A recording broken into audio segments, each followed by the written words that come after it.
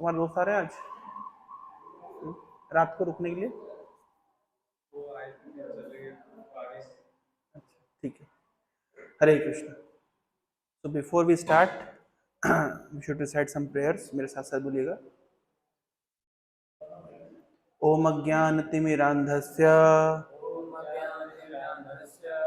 ज्ञानाञ्जनशलाकया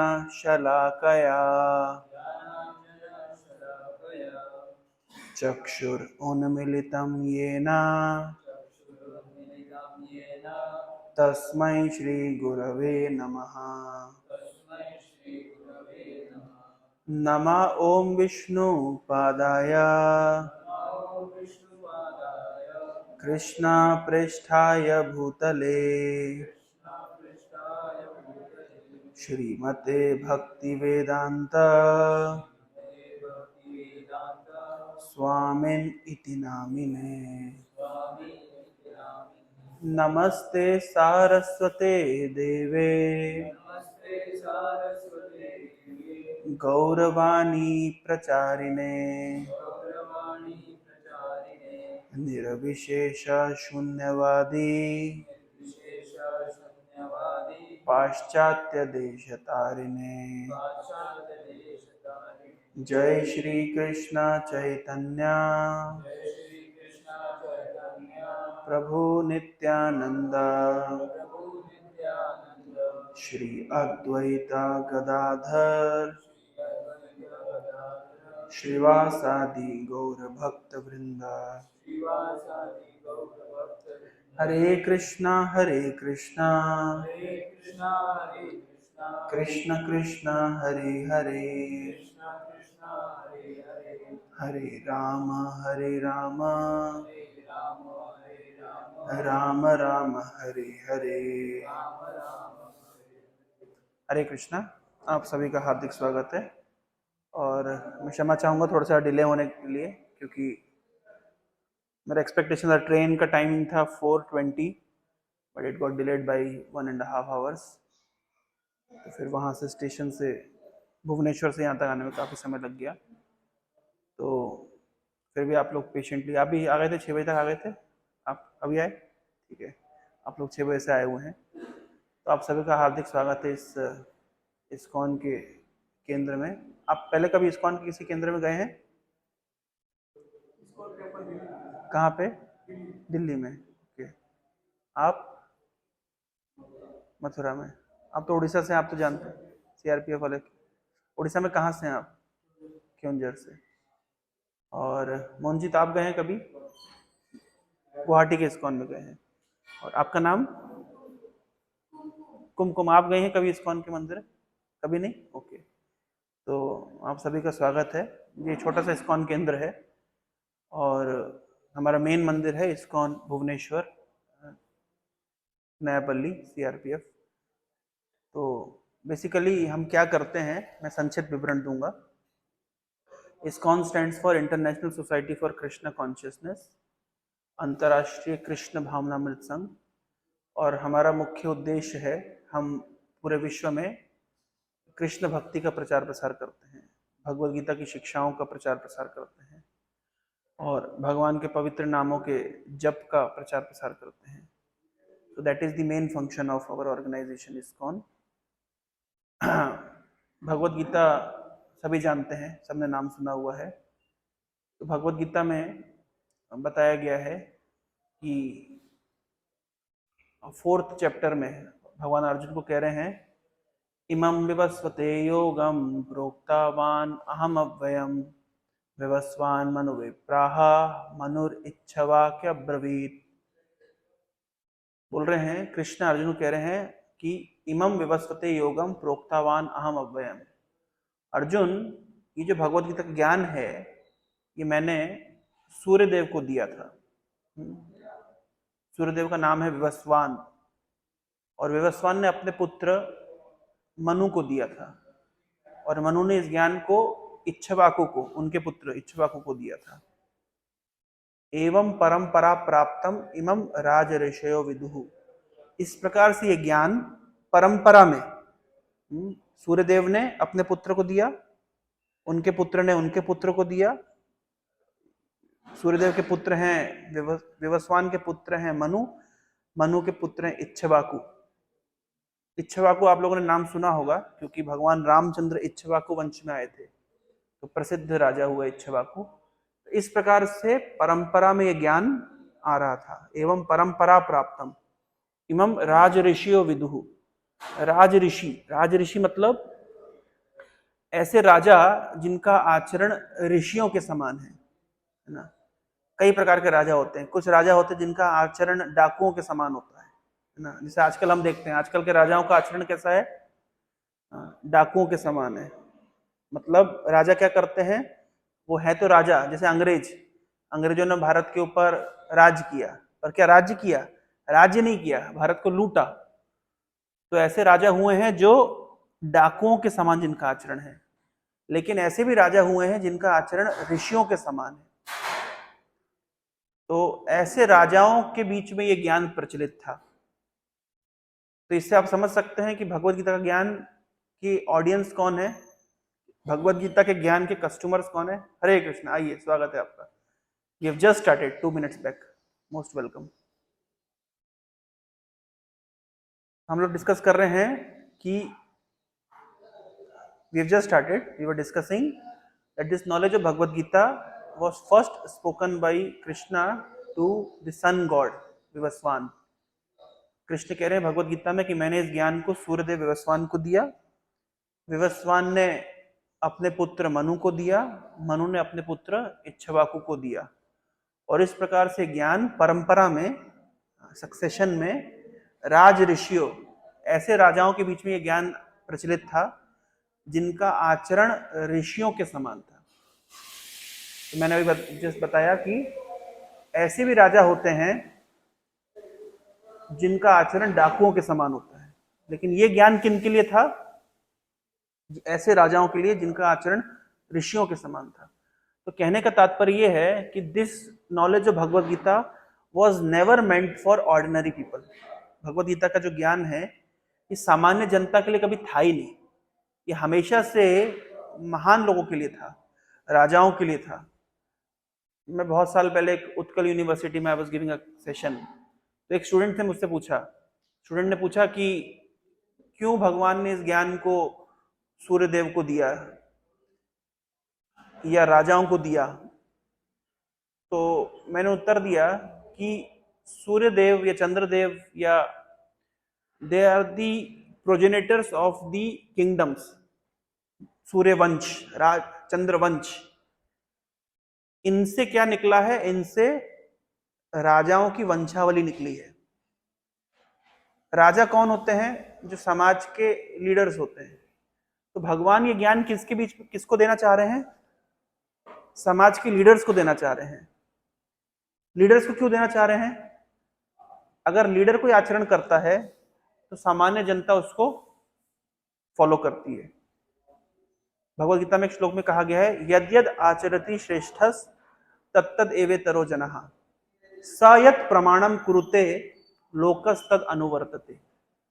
जैसे जैसे श्रेष्ठ लोग आचरण करते हैं, सामान्य लोग उसका क्या करते हैं? अनुसरण करते हैं, फॉलो करते हैं। वो जो प्रमाण सेट करते हैं, वो जो एग्जाम्पल सेट करते हैं, सामान्य जनता उसको फॉलो करती है। जैसे मान लीजिए कि पान का ऐड करना है तो ब्रांड एम्बेसडर बनाया जाता है। जैसे अक्षय कुमार को ब्रांड एम्बेसडर बनाया गया, और किसको बनाया गया पान का ऐड करने के लिए? हाँ, अजय देवगन को बनाया गया। और किसको बनाया गया? शाहरुख खान को बनाया गया। क्यों बनाया जाता है इन लोग को ब्रांड एम्बेसडर? क्योंकि अगर ये लोग पान खाएंगे तो सामान्य जनता उनका अनुसरण करेगी, उसको फॉलो करेगी। तो इसी प्रकार से भगवान ने सोचा कि अगर भगवत गीता का ज्ञान हम समाज के सर्वश्रेष्ठ श्रेणी के लोगों को देंगे, यानी राजाओं को देंगे, और अच्छे राजाओं को देंगे जिनका आचरण ऋषियों के समान है, तो वो जो प्रमाण एस्टेब्लिश करेंगे उसको सामान्य जनता फॉलो करेगी। So originally this knowledge of Bhagavad Gita was never meant for ordinary people. It was always meant for the elite class. It was always meant for the leader class. It was always meant for the top strata of the society. आज के समय में लोग सोचते हैं कि अब जिसके पास कोई काम धंधा नहीं है, जो जिंदगी में जिसके पास कुछ करने के लिए नहीं है, वो भगवत गीता पढ़ता है, या जिसके पास जो जीवन में सब कुछ हार चुका है, जिसके पास कोई एम्बिशन नहीं है, उस प्रकार के लोगों के लिए ज्ञान है। लेकिन वास्तविकता यह है कि this knowledge is meant for people those who have highest ambition. दूसरा एग्जांपल मैं आपको देता हूं। ये तो ज्ञान कृष्ण ने अर्जुन को दिया, कृष्ण ने सूर्यदेव को दिया, सूर्यदेव ने मनु को दिया, मनु ने इक्ष्वाकु को दिया। कृष्ण कह रहे हैं अर्जुन, लेकिन समय के साथ, कालांतर में, in due course of time, ये परंपरा विनिष्ट हो गई, ये परंपरा खत्म हो गई, इसलिए अब ये ज्ञान मैं तुम्हें फिर से दे रहा हूं। तो पहले मैंने ज्ञान सूर्य को दिया, सूर्यदेव ने मनु को दिया, मनु ने इक्ष्वाकु को दिया, and this is how this knowledge was flowing down in succession, it was coming down in parampara. But because lot many years have passed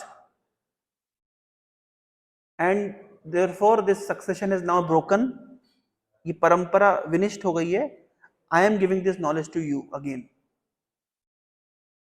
Arjun ने प्रश्न पूछा है, कृष्ण ये कैसे संभव है, आपने ज्ञान दिया, सूर्यदेव तो हमसे बहुत पहले थे और आप और मैं कंटेम्प्रेरी हैं।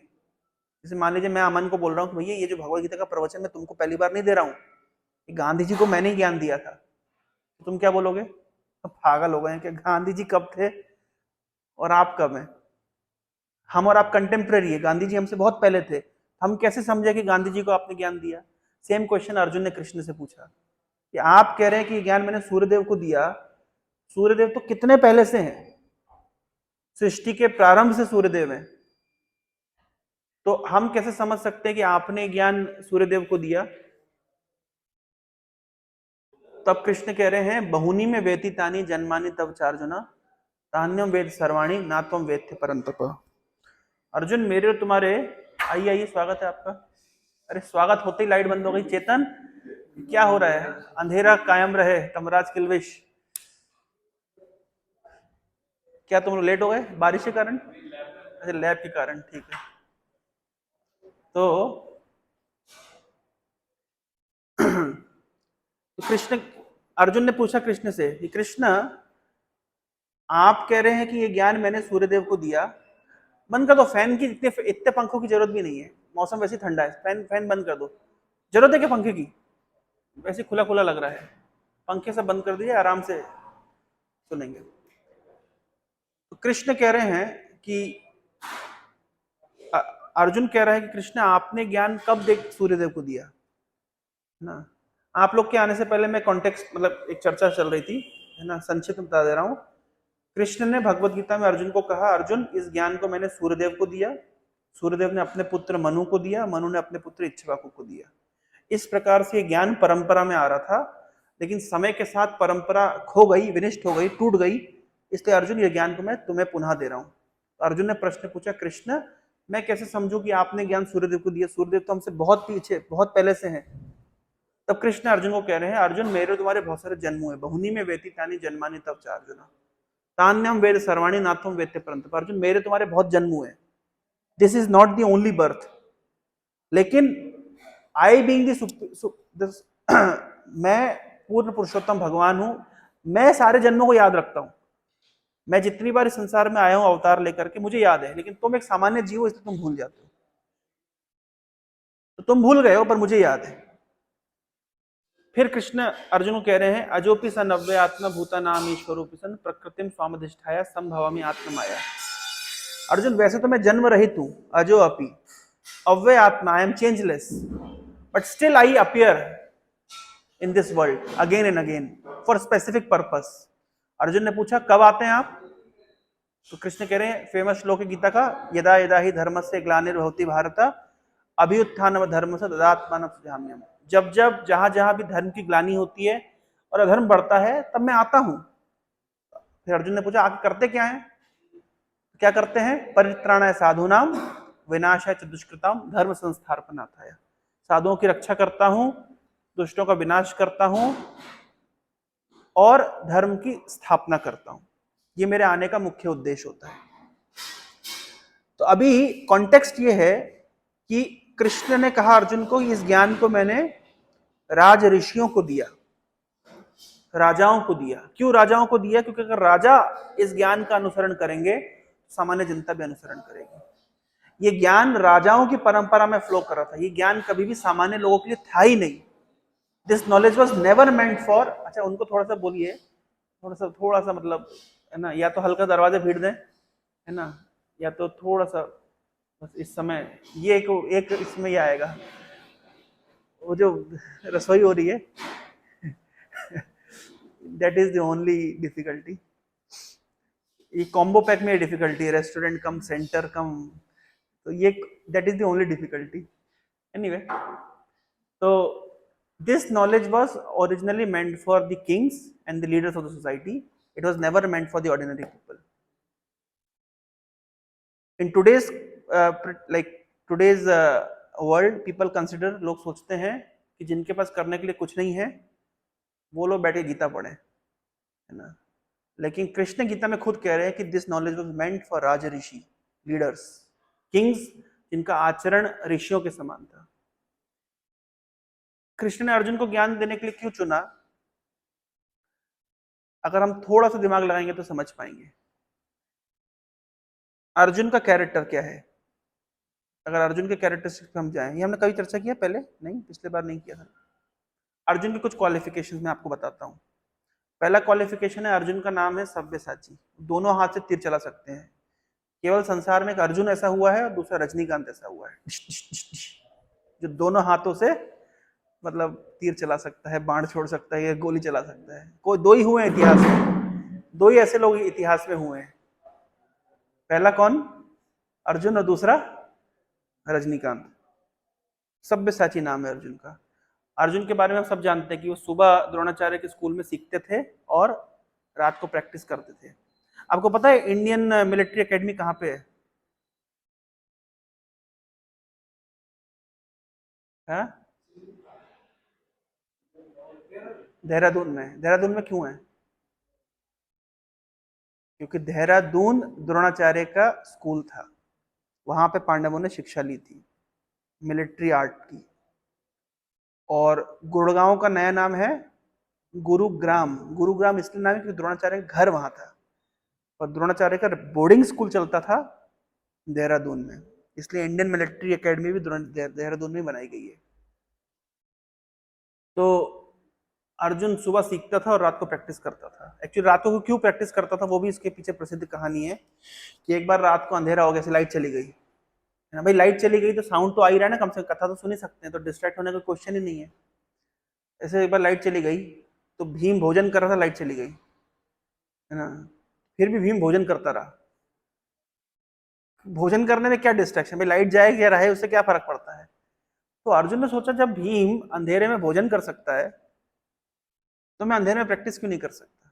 so that was his caliber। बोले जब उसने भीम से ये मतलब एक एग्जाम्पल ले लिया, अगर अंधेरे में वो खा सकता है और बड़े मजे से खा सकता है तो मैं अंधेरे में प्रैक्टिस क्यों नहीं कर सकता। तो तब से अर्जुन ने रात को प्रैक्टिस करना शुरू किया।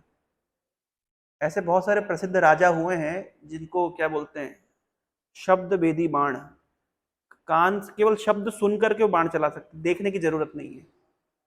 इतिहास में, शास्त्रीय इतिहास में हुए हैं ऐसे दशरथ, और ये पौराणिक इतिहास में, और इंडियन हिस्ट्री में ऐसे एक राजा हुए हैं, हाँ, पृथ्वीराज चौहान।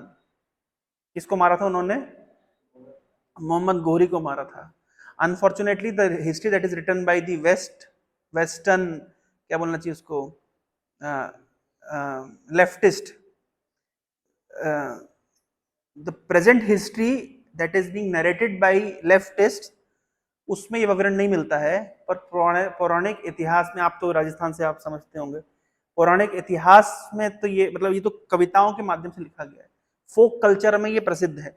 जो चीज फोक कल्चर में होती है वही प्रमाणिक होती है, उसको मॉडर्न हिस्टोरियंस अपने एजेंडाज के थ्रू उसको सेट करके चेंज कर देते हैं, लेकिन उसका कोई ऑथेंटिसिटी नहीं है।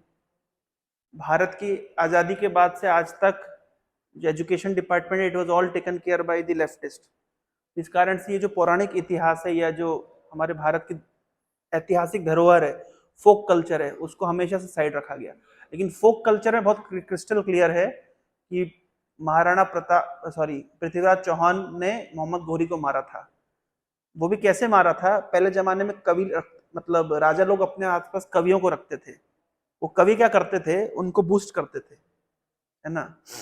तो जैसे ये आप शास्त्रीय इतिहास में भी देखेंगे, राजा लोग सोते थे तो उठाने के लिए कवि लोग, अलार्म नहीं होता था, तो शहनाइयाँ बजती थी और भोंपू बजते थे और कवि लोग कविताएं करते थे। आज भी आप देखिए परेड क्यों की जाती है, ड्रम बजाए जाते हैं। क्यों ड्रम बजाए जाते हैं? युद्ध से पहले ड्रम बजाए जाते हैं, खून गर्म किया जाता है, बूस्ट किया जाता है। तो इस तरह की मूड बनता है ना, युद्ध का रजोगुण बनता है, वीर्य मतलब वीर रस के आस्वादन के लिए धम धम धम जब ड्रम बजेगा तो क्या होगा? वो खून खोलेगा युद्ध करने के लिए। जब खून खोलता है तो युद्ध में अगर घाव भी लगता है तो उसकी पीड़ा नहीं होती है।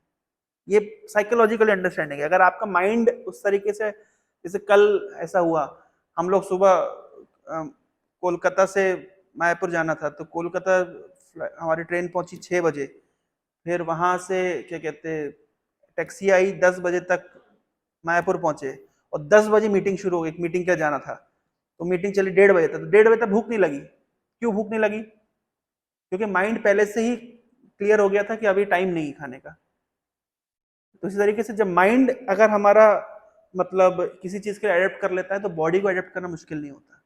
तो जब ढोल नगाड़े बजते हैं, है ना, जब ड्रम बजते हैं तो क्षत्रियों को खून खोलता है। इसलिए तो भगवत गीता के आप प्रेटेक्स्ट में देखिए, है ना, शंख बज रहे हैं और क्या क्या बज रहा है, पांचजन्य और ऋषिकेशा देवदत्त धनुर्धर, है ना, भगवान ऋषिकेश का पांचजन्य शंख बजा, अर्जुन का देवदत्त शंख बजा, भीम का पौंड्रक नामक शंख बजा, है ना। और क्या है श्लोक, तथा भैरस्य वीरस्य है, हाँ, युधिष्ठिर का अनंत बजे शंख बजा और नगाड़े बजे, तुरई बजी। ये बजाए क्यों जाते हैं? खून खौलाने के लिए बजाए जाते हैं। माइंड जब एक तरीके से ट्यून हो जाता है तो बॉडी को फिर अगर घाव भी लगता है तो असर नहीं होता। एक तरह का एनेस्थीसिया है ये, कितना डीप एनेस्थीसिया है। उसी प्रकार से राजा लोग कवि रखते थे अपने आसपास। वो कवि कविता सुना सुना करके राजाओं को बूस्ट करते थे, उनके मनोबल को बूस्ट करते थे। तो इनफैक्ट जब 17 बार मोहम्मद घोरी ने को परास्त किया पृथ्वीराज चौहान ने, हर बार छोड़ दिया। कल ही मैं रामचरितमानस में एक नीति पढ़ा था, मैंने स्टेटस पे डाला था, अगर आपने ध्यान दिया हो तो लिखा था अगर शत्रु एक बार भी अगर आप मतलब अगर शत्रु को एक बार भी छोड़ देंगे तो डेंजरस है। तो अगर पृथ्वीराज चौहान जी ने पढ़ी होती रामचरितमानस, खैर बाद में लिखी गई है, पर चाणक्य पंडित को पढ़ा होता अगर उन्होंने, क्योंकि चाणक्य ने बात पहले भी लिखी है, शत्रु को एक बार भी नहीं छोड़ना चाहिए। शत्रु को एक बार भी छोड़ने का अर्थ कैसा होता है? जैसे बोले भाई एक ही बार तो छोड़ा है, बोले घड़े में एक ही तो छेद है, क्या होगा? हाँ, घड़े में एक ही तो छेद है, उससे क्या होगा? अरे एक छेद ही बहुत होता है। कमरे में एक ही तो सांप है, ज्यादा नहीं, बस एक ही तो सांप है। मान लीजिए कमरे में 50 आदमी बैठे हो, एक सांप वहां आ जाए, सारे उठ के खड़े हो जाएंगे, ये सुनो, क्यों? एक ही तो सांप है। लेकिन तो एक होना ही, भगवत गीता में भगवान अर्जुन को, ये गीता में भगवान बोल रहे हैं, एक इंद्रिया भी अगर अनियंत्रित है तो व्यक्ति के मतलब आध्यात्मिक उन्नति को उनको नाश मार कर रख सकती है। गीता में भगवान 2nd चैप्टर में बोल रहे हैं। उसी तरीके से एक बार भी शत्रु को छोड़ना मतलब भारी पड़ता है। तो लेकिन पृथ्वीराज चौहान ने 17 बार छोड़ा। ये नीतिकारों ने इसको गलत माना है ना। क्षत्रिय का एक स्वभाव होता है कि चलो छोड़ता हूं, देखता हूं क्या कर लेगा। क्योंकि कभी कभी क्षत्रिय सोचते हैं कि मतलब क्षत्रिय के लिए कहा जाता है, सामान्य व्यक्ति धन के पीछे भागता है, लेकिन मीडियम स्तर का व्यक्ति धन और मान के पीछे भागता है, लेकिन उन्नत स्तर का व्यक्ति मान के पीछे भागता है ना। उसको क्या श्लोक है, ये भी नीतिकारों ने लिखा है, श्लोक है कि जो न्यूनतम श्रेणी का व्यक्ति होता है वो धनम इच्छन्ति, है ना, अधमा धनम इच्छन्ति, मध्यमा धनम मानम च, लेकिन उत्तमा मानम इच्छन्ति। तो क्षत्रिय हमेशा क्या चाहते हैं? मान चाहते हैं। अरे छोड़ दिया हमने, जाओ हटाओ, क्या दुनिया क्या कहेगी, छोड़ दिया। ऐसे करके 17 बार मोहम्मद घोरी को पृथ्वीराज चौहान ने छोड़ा। लेकिन मोहम्मद घोरी ने जैसी एक बार पकड़ में आए तो एक बार भी नहीं छोड़ा। तो नीतिकारों की दृष्टि से मोहम्मद गोरी ने तो बड़ा काम किया, लेकिन एक बार भी उसको दया नहीं आई। और क्या किया उसने, मोहम्मद गोरी के ने पृथ्वीराज चौहान के साथ उसकी आंखें फोड़ दी। और आंखें फोड़ दी, लेकिन मोहम्मद गोरी को पता था कि जो पृथ्वीराज चौहान है वो क्या कहते हैं, एक्सपर्ट है किसमें, शब्द वेदी बाण छोड़ने में। तो जो पृथ्वीराज चौहान का जो कवि था, जो पृथ्वीराज चौहान के साथ ही रहता था, उसने बोला, उसने कैलकुलेशन बताई। वो कैलकुलेशन किस क्या है, वो दोहा कुछ इस प्रकार से है ना, क्या कवि है, 4 बांस 24 गज अंगुल अष्ट प्रमाण, है ना, ता ऊंचे सुल्तान है मत चूके चौहान। ये प्रसिद्ध फोक, मत चूके चौहान मतलब ये तो फ्रेज बन गया, उसके बाद प्रोवर्ब बन गई, मतलब है ना, जैसे कुछ भी करते हैं ना, अरे कर डाल, बस अभी कर डाल, मत चूके चौहान, है ना। जैसे मान लीजिए अमन को अगर किसी को प्रपोज करना है तो उसको कैसे बूस्ट करे, अरे मत चूके चौहान अभी कर दे, इस तरह, मतलब समझ रहे, तब से वो क्या बन गया, वो मतलब प्रोवर्ब बन गई है, एक मत चूके चौहान।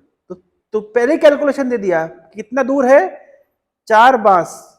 अब बांस की क्या कैलकुलेशन, उस समय ऐसा ही सिस्टम नहीं था, अगर आप लोग को ध्यान होता है, हिस्ट्री में पढ़ा होगा, स्टैंडर्ड इंटरनेशनल सिस्टम इंप्लीमेंट नहीं हुआ था, ऐसा ही सिस्टम नहीं था उस समय, ऐसे ही चलता था, 4 बांस 24 गज अंगुल अष्ट, 8 उंगलियां भी है, क्या हिसाब होगा, है ना। ता ऊंचे सुल्तान है मत चूके चौहान, और पृथ्वीराज चौहान ने तीर मारा, सीधे मोहम्मद गोरी को मार डाला। लेफ्टिस्ट जो हिस्टोरियंस होते हैं वो इसको स्वीकार नहीं करते हैं, लेकिन फोक कल्चर इसको स्वीकार करता है। एनीवे, तो इसको कहते शब्द वेदी बाण। तो अर्जुन को ये कला आती थी, क्योंकि अर्जुन रात को प्रैक्टिस किया था।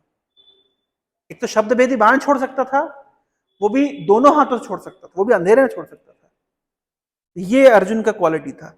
और अर्जुन का क्वालिटी क्या था, अर्जुन का एक और क्वालिटी है, अर्जुन शास्त्रों में पारंगत था। पहले के जमाने में शस्त्र और शास्त्र दोनों को लेके चला जाता था। शास्त्र नीति सिखाते हैं, कब कहां कैसे कार्य करना है, तो अर्जुन उसमें पारंगत था। और इतने नहीं, अर्जुन की एक और क्वालिटी थी कि अर्जुन जब अर्जुन के लिए कठिन समय था, 12 वर्ष वनवास था, उस समय अर्जुन देवताओं के लोक में जाकर के वहां से अस्त्र शस्त्र लेकर के आ गया। मतलब दैट मीन्स, उसको कहते हैं इंग्लिश में क्या बोलेंगे उसको, क्राइसिस मैनेजमेंट। जब आप क्राइसिस के समय हो तो आप अपने आप को प्रिपेयर करते हो।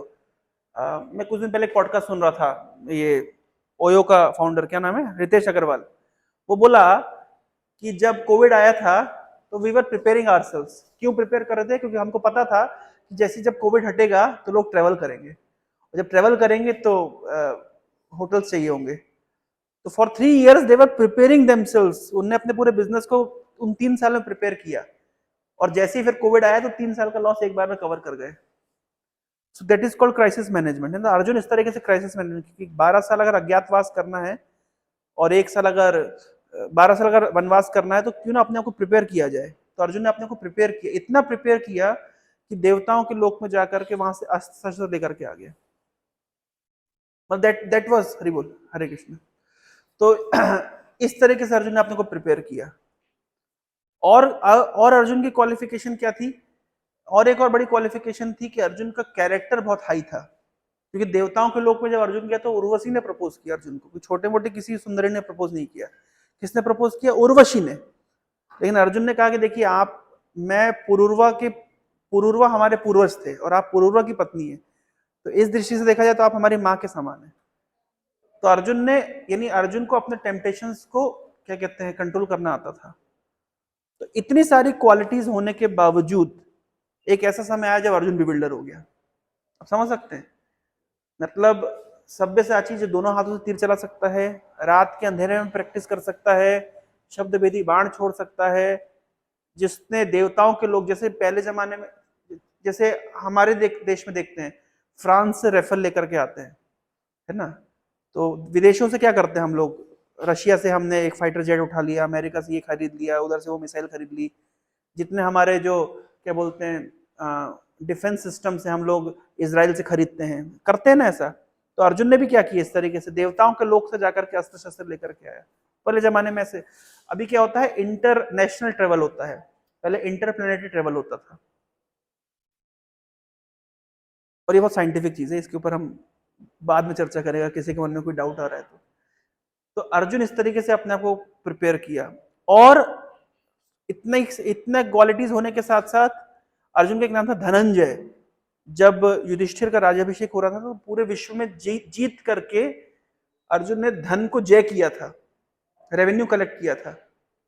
और अर्जुन ने एक अस्त्रालय बनाया था जहां पे उसने पूरा स्टॉक रखा था अपने अस्त्र शस्त्र का।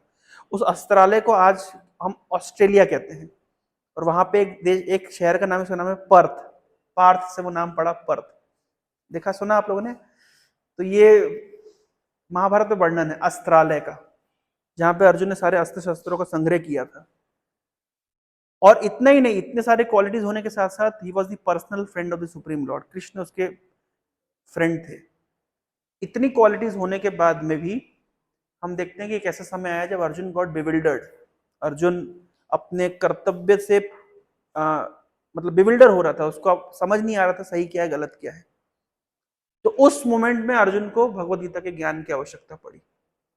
तो प्रश्न तो हमें अभी हमने देखा कि अर्जुन जैसा क्वालिफाइड व्यक्ति, अर्जुन जैसा कैरेक्टरवान व्यक्ति, अर्जुन जैसा डिवोटेड व्यक्ति भी, उसके जीवन में भी एक ऐसा समय आ सकता है जब वो बिविल्डर हो जाए और अपने कर्तव्य को भूल जाए, तब उसको ज्ञान की आवश्यकता पड़ सकती है।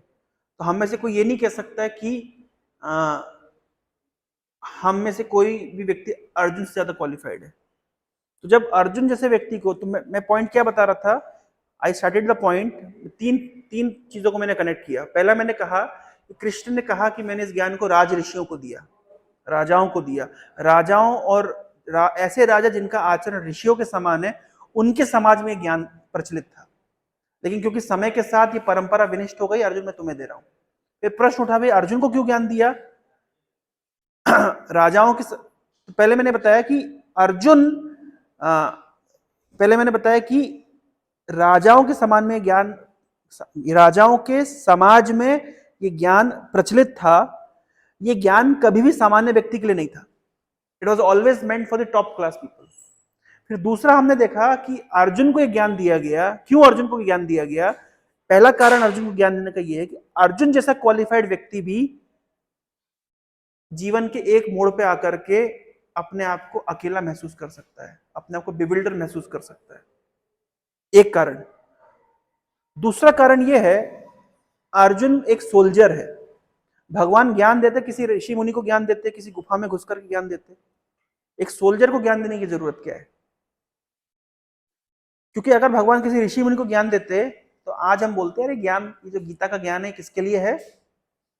ये ऋषि मुनियों के लिए है, ये सामान्य हम लोगों के लिए नहीं है।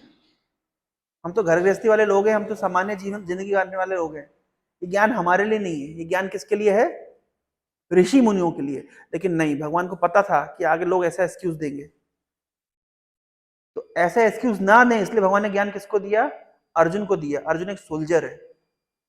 और अगर बहुत सटीकता से देखें, अगर बहुत बारीकी से देखें, तो हर व्यक्ति अपने जीवन में एक सोल्जर है और हर व्यक्ति के युद्ध चल रहे हैं। सामान्यतः सोल्जर्स का युद्ध तो केवल बाहरी प्लेटफॉर्म पे चलता है, एक्सटर्नल फाइटिंग, एक्सटर्नल वॉरफेयर। लेकिन हम सबका जो वार है वो मल्टीपल डायमेंशंस में होता है। एक्सटर्नली भी होता है और इंटरनली भी होता है। अंदर भी हम बहुत सारे युद्ध लड़ रहे हैं। तो कृष्ण ने साधु महात्मा को ज्ञान क्यों नहीं दिया? ऋषि मुनियों को ज्ञान क्यों नहीं दिया? जंगल में ज्ञान क्यों नहीं दिया? अगर दिए होते तो लोग क्या बोलते? ये ज्ञान किनके लिए है? ये ऋषि मुनियों के लिए है, हम लोगों के लिए नहीं है। इसलिए भगवान ने किसको दिया? अर्जुन को दिया। क्यों? क्योंकि अर्जुन एक सोल्जर है और हम सब भी सोल्जर हैं। दूसरा पॉइंट, अर्जुन को क्यों दिया? ताकि भविष्य में कोई ये ना बोले कि अरे मैं तो बहुत क्वालिफाइड हूं, मुझे इस ज्ञान की जरूरत नहीं है। अर्जुन जैसे क्वालिफाइड व्यक्ति को ज्ञान की आवश्यकता पड़ी तो हम कौन है? तीसरा, किस मूवमेंट में दिया? किस ऑपरच्यून मूवमेंट में दिया? ऑपरच्यून मूवमेंट का मतलब होता है, जैसे मान लीजिए अभी युद्ध चल रहा है, भारत पाकिस्तान का युद्ध है, दोनों सेनाएं तैयार हैं, बस अब बम गिरने ही वाले हैं, सबने अपने अपने बंदूकें निकाल ली है। आप इमेजिन करिए उस सीन को, अपोजिट दो सेनाएं खड़ी हुई है, बिल्कुल they are ready to fight, और किसी भी मोमेंट बंदूकें चल सकती है, मिसाइलें छूट सकती है, बम गिर सकते हैं। उस समय एक सोल्जर दूसरे को बुला के रहा है, रुक रुक तेरे को ज्ञान देता हूं, ले।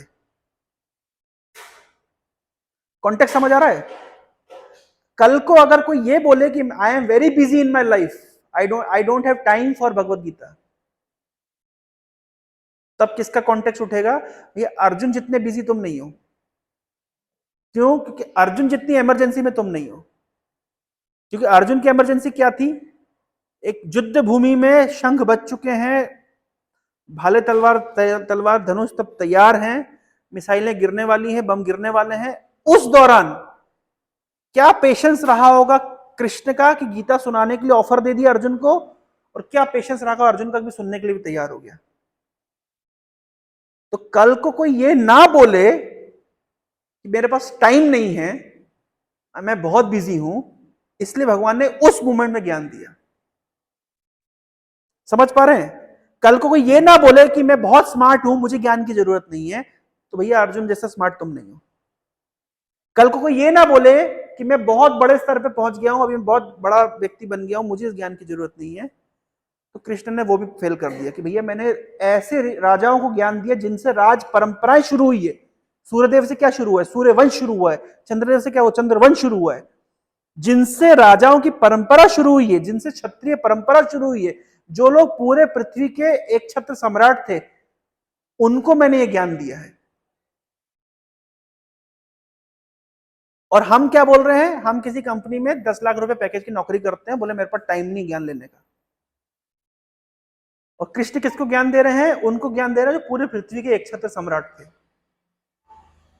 अब समझ गए? 3-4 तो क्यों कृष्ण ने इस कॉन्टेक्स्ट पे ज्ञान दिया, ये समझने की जरूरत है। ज्ञान इंपॉर्टेंट है कि नहीं वो तो बाद में समझ आ जाएगा।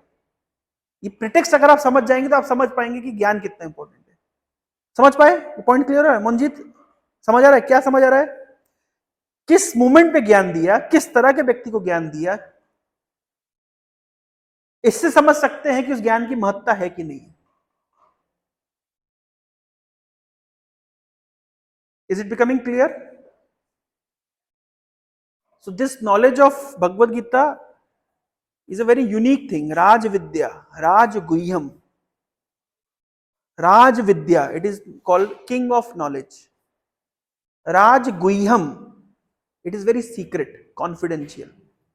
गुह्यम मतलब कॉन्फिडेंशियल, ये सीक्रेट है, ये सबके सामने आती नहीं है।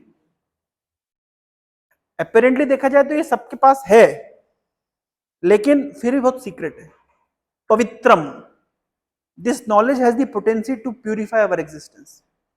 हमारे जीने के ढंग को, हमारे सोचने समझने के ढंग को,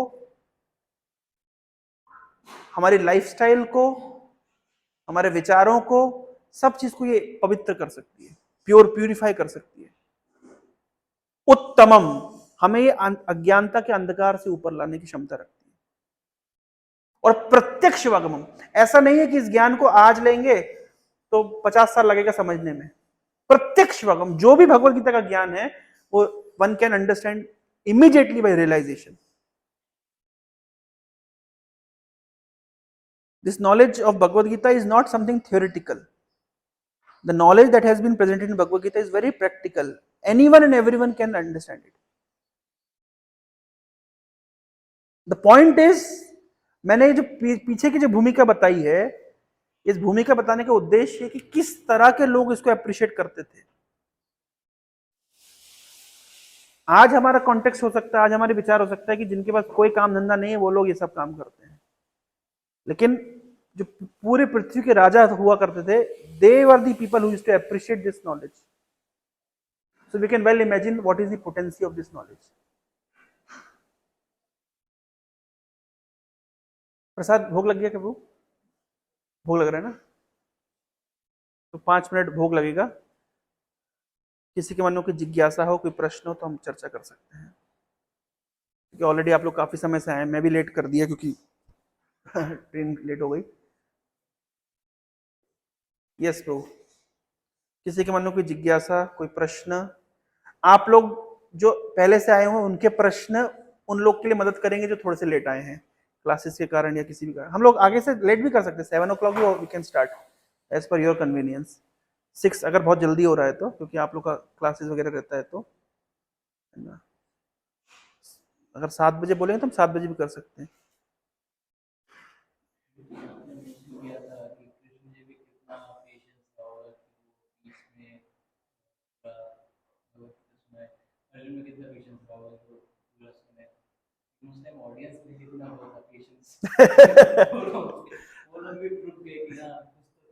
हाँ, यस, गुड क्वेश्चन, बहुत अच्छा क्वेश्चन पूछे। मैंने कहा मेरा पॉइंट बहुत अच्छा पकड़ लिया ने। Is good at catching my points. कि कृष्ण को कितना पेशेंस रहा होगा और अर्जुन को कितना पेशेंस रहा होगा, ये दोनों ने सुन लिया। और लेकिन बाकी लोग को भी पेशेंस रहा था क्या कि वो लोग चुप शांत बैठ गए? देखिए, कभी भी एक होता है प्रिंसिपल ऑफ सुपर इम्पोजिशन, सुना आप लोगों ने? क्या होता है? तो दो चार्जेस हैं, है ना, तो दो चार्जेस के बीच का जो अट्रैक्शन होता है, it is independent of the third charge. दो बॉडीज के बीच में जो ग्रेविटेशन पुल होता है, it is independent of the third charge, third, है ना। एक्चुअली अगर समाज की ऐसी कोई शक्ति नहीं है जो हमको डिस्टर्ब कर सके, प्रोवाइडेड हम डिस्टर्ब होना चाहते हैं या नहीं चाहते हैं। मेरे काउंसलर बहुत अच्छा एग्जांपल देते थे, जैसे मान लीजिए यहाँ इस्कॉन का एक सेंटर खोला, ठीक है, तो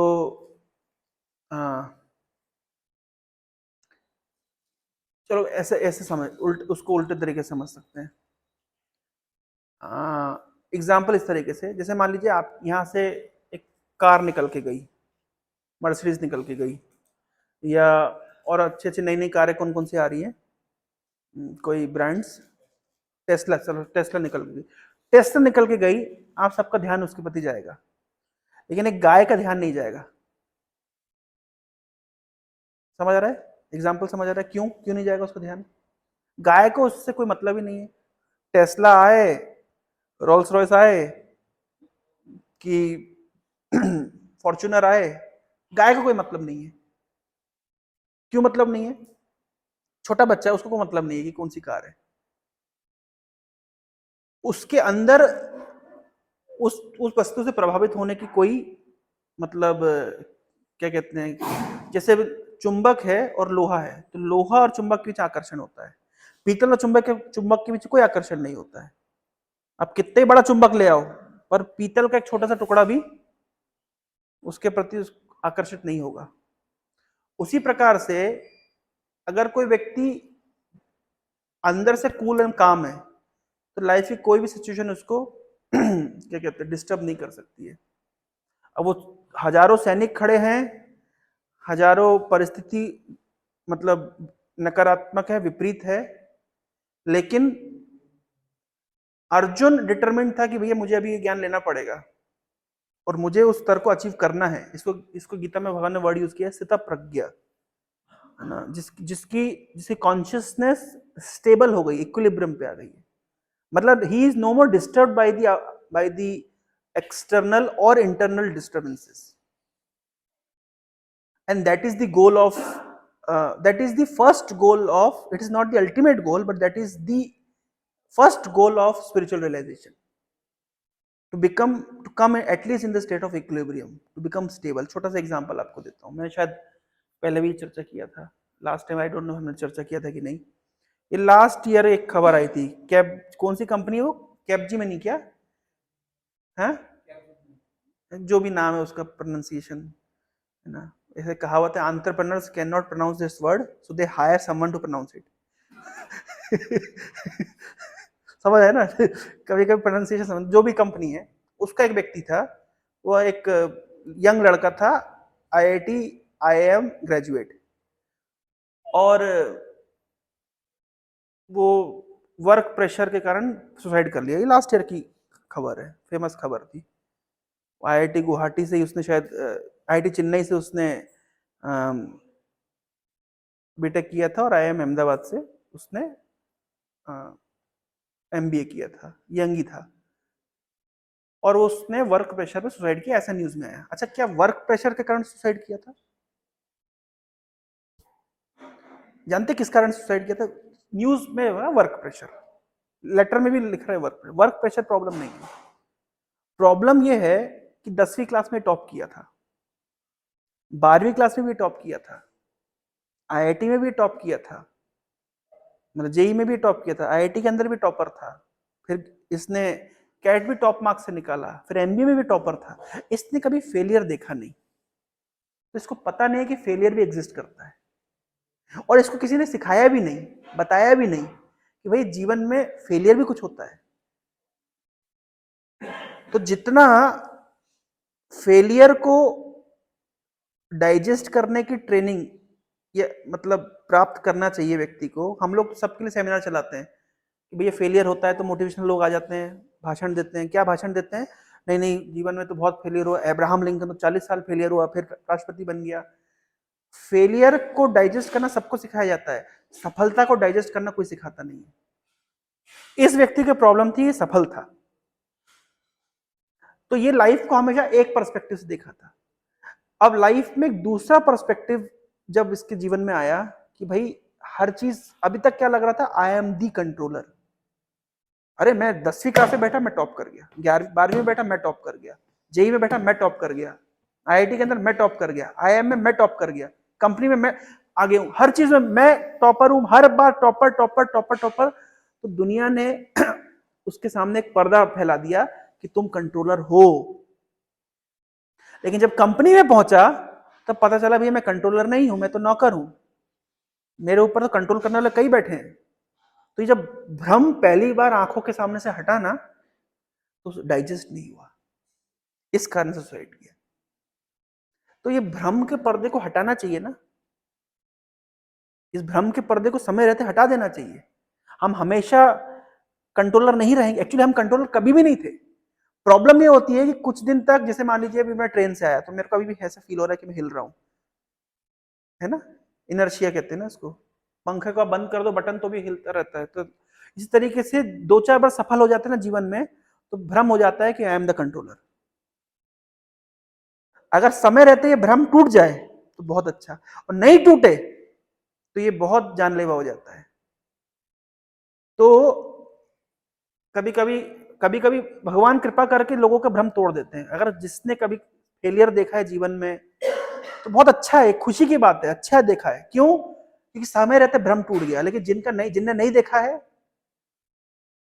उन्हें ये भ्रम रहता है कि I am the controller, I am, और everything is controlled by me. But you can not control everything, that is the fact. तो ये शास्त्रों का उद्देश्य क्या है? साधु हमको क्या बताते हैं, शास्त्र में क्या बताते हैं? भैया तुम कंट्रोलर नहीं हो। 2-4 बार तुम्हारे फेवर में रिजल्ट आ गया मत समझो। मोदी जी भी इलेक्शन से पहले समझते थे कि वो कंट्रोलर हैं, लेकिन इलेक्शन ने उनको बाल बाल बच गए बेचारे, तो जाने ही वाले थे। और नवीन पटनायक की हालत क्या हुई होगी? 25 साल जो व्यक्ति राज किया, अचानक से वो राज चला गया। मैं एक बार आ रहा था, चीफ मिनिस्टर हाउस के पास में था। चीफ मिनिस्टर चलेगा तो 50 गाड़ी आएगी, तो सबको हटो हटो हटो हटो, पुलिस वाले। मेरे को तो पुलिस वालों की नौकरी पे तरस आती है, क्या काम करना पड़ता है बेचारों को।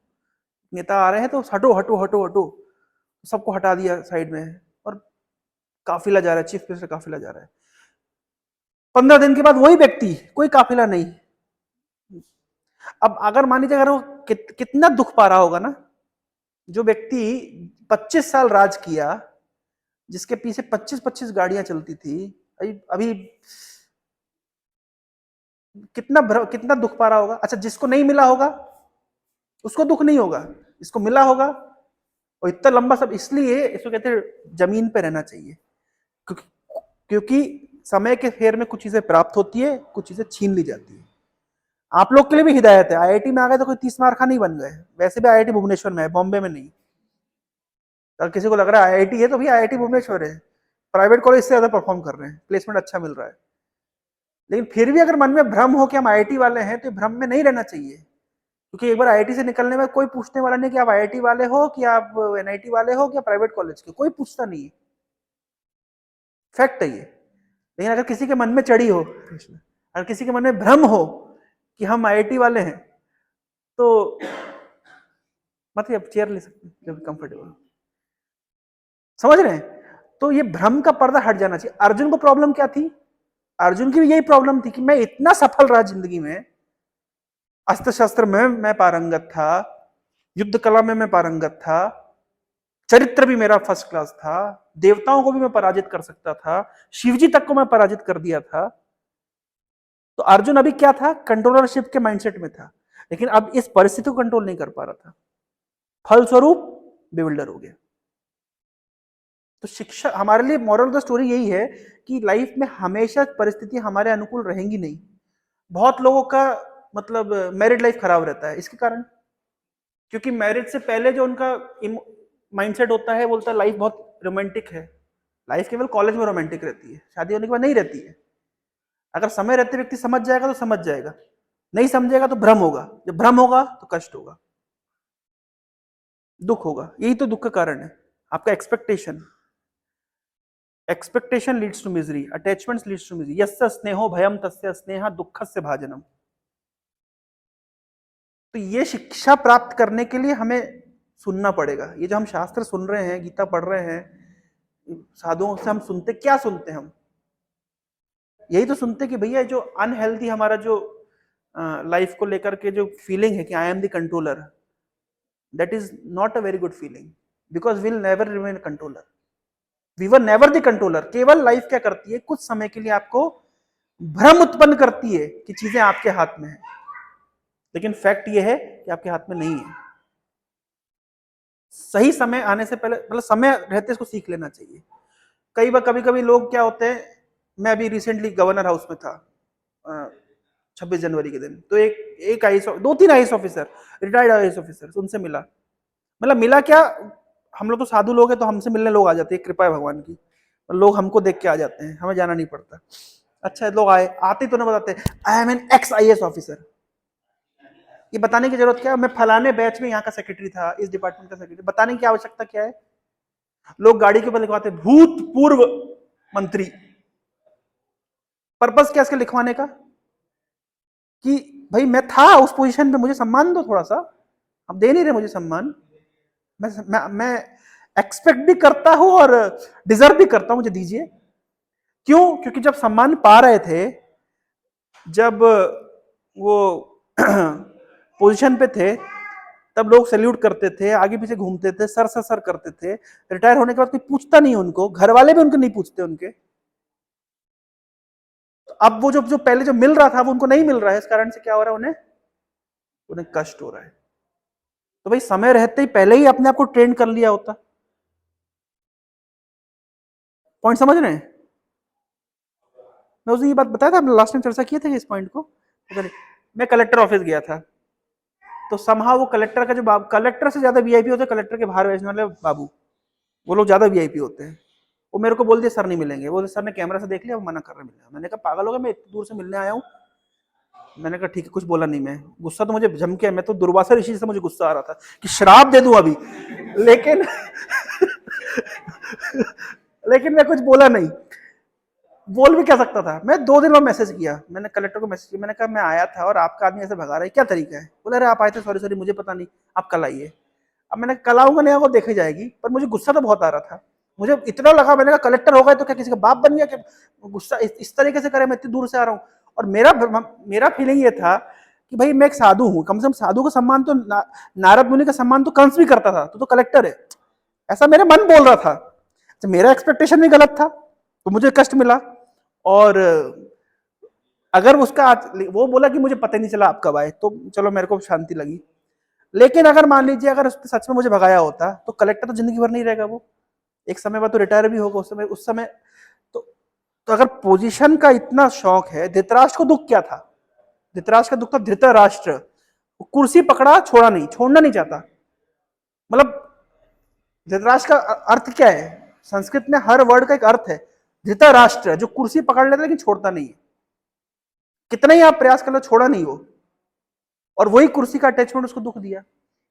तो point is, it's not about attachment, it's about understanding that things are, the first lesson that we learn in this kind of session is to understand what is temporary, what is permanent. Any relationship with material energy is temporary. but our relationship with God is permanent. That is the first thing that we need to understand. अब आप कोई व्यक्ति, मैं एक और example देता हूं, जितने जो पहले जमाने की एक्ट्रेस हुआ करती थी और आज की एक्ट्रेस, उनमें अंतर जानते क्या है? पहले जमाने की जो एक्ट्रेस हुआ करती थी उनकी एक्टिंग अच्छी थी, ये हमने चर्चा किया था कि पहले नहीं किया था, उनकी एक्टिंग अच्छी थी तो वो लोग एक्टिंग से कमाते थे, ठीक है। अगर वो बूढ़ी भी हो जाएंगी ना तो उनकी एक्टिंग उनको कमा के देगी भाई, क्योंकि वो देवर गुड एट एक्टिंग। आजकल जितने सो कॉल्ड एक्ट्रेस आ रही है, they are less of actress, more of models. तो वो अपनी एक्टिंग से नहीं कमा रहे, वो कैसे कमाते हैं? वो अपने मतलब ब्यूटी को एक्सपोज करके कमाते हैं। अब होता क्या है कि 25-26 साल की जो मॉडल होगी, अब वो 30 साल की हो जाएगी, तो बाय द टाइम 22-23-25 साल की दूसरी मॉडल्स आ जाएगी, ये 30 साल वाले को कोई भाव नहीं देगा। अब कोई भाव नहीं देगा, ना कोई कंपनी बुलाएगी, ना कोई फिल्म में भाव मिलेगा, ना कोई एड मिलेगा। अब ये लोग क्या होंगे? ये लोग फ्रस्ट्रेट होंगे, फिर डिप्रेशन में जाएंगे, ड्रग्स लेंगे। क्यों? क्योंकि ये बहुत टेम्पररी चीज से अपने आप को कनेक्ट कर रहे थे, ये केवल एक्सटर्नल ब्यूटी से कनेक्ट कर रहे थे। भाई तुम्हारी ब्यूटी 5 साल के बाद में वैसी नहीं रहेगी जैसे 5 साल वाली थी। नेचुरल सी बात है, 20-22 साल के मॉडल को ज्यादा पैसा मिलेगा क्योंकि उनका अट्रैक्शन ज्यादा होता है, 30 साल वाले को पूछेगा नहीं। So because they were connecting themselves with very temporary things, therefore they were frustrated. तो लेसन क्या है? लेसन इज, आज की लेमन ड्रॉप क्या है? Intelligent person always have a discrimination, what is temporary, what is permanent, क्या नित्य है। चाणक्य पंडित ने कहा है कि स्मरा नित्य अनित्यतम, नित्य रूप से हमें अनित्य वस्तु का स्मरण करना चाहिए। मतलब इटरनली वी शुड, या every time we should contemplate what is temporary, what is permanent. समझ पा रहे? क्या समझ आ रहा है आपको? कुमकुम समझ आ रहा है? नित्य रूप से अनित्य वस्तु का स्मरण करना चाहिए, मतलब हर समय ध्यान करना चाहिए कि क्या परमानेंट है, क्या टेम्पररी है, कौन सी चीज परमानेंट है, कौन सी चीज टेम्पररी है। इस चीज का हमें डिस्क्रिमिनेशन हो चाहिए। इंटेलिजेंस का अर्थ क्या होता है? How will define intelligence? Intelligence means, intelligence define as the ability to discriminate right and wrong. And transcendental intelligence means it is the ability by which we discriminate temporary and permanent. The first lesson of spiritual life is to understand what is temporary, what is permanent. Krishna is giving this knowledge of Bhagavad Gita to Arjuna. First lesson is telling what is temporary, what is permanent. लोग अपने circumstances के द्वारा बहुत प्रभावित होते हैं, लेकिन ये जानते नहीं कि सर्कमस्टांसेस कितने टेम्परेरी हैं। इमीडिएट सर्कमस्टेंसेस को ही सब कुछ मान लेते हैं, इसलिए हमेशा इमोशनली डिप्रेस्ड और स्ट्रेसफुल रहते हैं। देखा आप लोगों ने, कई बार ऐसा होता है। मतलब मान लीजिए, सपोज करिए किसी व्यक्ति के साथ हमारी कोई अनबन हो गई, कुछ झगड़ा हो गया, तो वो झगड़ा होता है इमीडिएट बेसिस पर, कुछ उस समय के इंटरेक्शन के कारण। वो इटर्नल नेचर नहीं है दोनों किसी व्यक्ति का, लेकिन उसी को हम कभी कभी, उसी फेस वैल्यू को हम इटर्नल वैल्यू मान लेते हैं। बहुत सारे बार इस तरीके से हमारे संबंधों में दरार पड़ जाती है। लेकिन अगर व्यक्ति इतना विवेक रखता है कि भाई ये जो पर्टिकुलर इंटरेक्शन हो, ये व्यक्ति ने अगर इस प्रकार का आचरण किया है just because of the circumstances that are very temporary. तो टेम्पररी एंड परमानेंट, इसके अंतर को समझना, यहां से आध्यात्मिकता की शुरुआत होती है। That is the first lesson. If somebody is sthita pragya, the first lesson he'll do is he'll understand what is temporary, what is permanent. और कुछ किसी के मन को जिज्ञासा?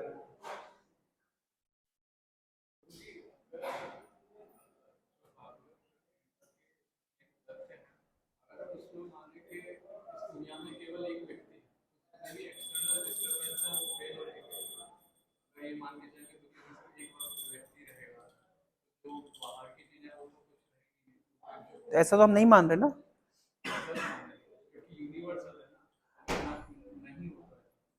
तो ऐसा नहीं है ना, तो कैसे माने? एक व्यक्ति नहीं है, एक ही व्यक्ति नहीं है ना, मानने से क्या होगा? देखो, विज्ञान और मान्यताओं में क्या अंतर होता है? विज्ञान विज्ञान है और मान्यता मान्यता है। जैसे विज्ञान है कि अगर एप्पल गिरा तो नीचे गिरा because of the gravitational pull, ठीक है, ये विज्ञान है। मेरे मानने से कि ग्रेविटी नहीं होती है, अगर मैं छत से नीचे की ओर आऊंगा तो क्या नीचे गिरूंगा? नहीं। फूल फूल है, पत्थर पत्थर है। बोले मैं तो मानता हूं कि पत्थर होता ही नहीं, फूल ही होता है, तो दे पत्थर मारा, मैं तो मान रहा हूं फूल ही तो आ रहा है, तो मुंह नहीं टूटेगा? तो ऐसा नहीं है कि हम आध्यात्मिकता में कुछ मान्यताएं करके अपने आप को, जैसे लोगों को लगता है कि आध्यात्मिकता में क्या होता है, हम कुछ ऐसे मान्यताएं कर लेते हैं जिससे हम लाइफ के डिस्टर्बेंसेस को सहन कर पाते हैं। हम कह रहे हैं मान्यताओं से मत अपने आप को प्रोन करिए, अब रियलिटी को समझिए।